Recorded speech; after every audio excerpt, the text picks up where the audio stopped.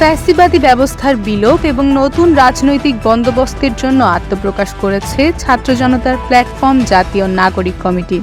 ৫৫ সদস্যের এই কমিটির আহ্বায়ক ছাত্রনেতা মোহাম্মদ নাসির উদ্দিন পাটোয়ারি, সদস্য সচিব আক্তার হোসেন ও মুখপাত্র সামান্তা শারমিন। বাংলাদেশ প্রশ্নে ছাত্র এবং নাগরিক যারা তরুণ রয়েছে সমাজের সকলকে অংশগ্রহণ নিয়ে আমরা বাংলাদেশের জন্য যে কোনো সময়ের জন্য মৃত্যু হোক, শহীদ হোক, যে কোনো জন্য প্রস্তুত। আমরা চাই এই রাষ্ট্রকে পুনর্গঠন করতে, আমরা চাই জনস্বার্থের পক্ষে নীতি নির্ধারণ করতে।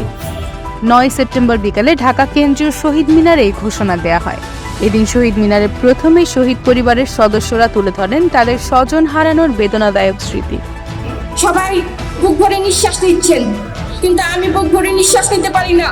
আমার বুক ভারী হয়ে আসে, আমার একমাত্র ভাই এই দেশের জন্য শহীদ হয়েছে।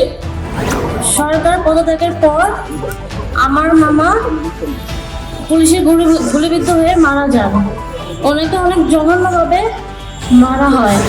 অনেক কষ্ট করে আমরা চার ভাই বোনকে এখন আমরা আছি 3 ভাই বোন। আমার এক ভাইকে মারা হয়েছে, তাদের যারা মারছে তাদের বিচার আমি চাই। পরে ঘোষণা করা হয় ৫৫ সদস্য বিশিষ্ট ছাত্র জনতার প্ল্যাটফর্ম জাতীয় নাগরিক কমিটি। আমাদের এই কমিটিতে থাকছেন নাহিদা সারোয়ার চৌধুরী। জানা যায় অচিরেই এই কমিটি দেশের ৬৪ জেলা, ১২ মহানগর এবং থানা পর্যায়েও ছাত্রদের সাথে পরামর্শ করে কমিটি ঘোষণা করবে।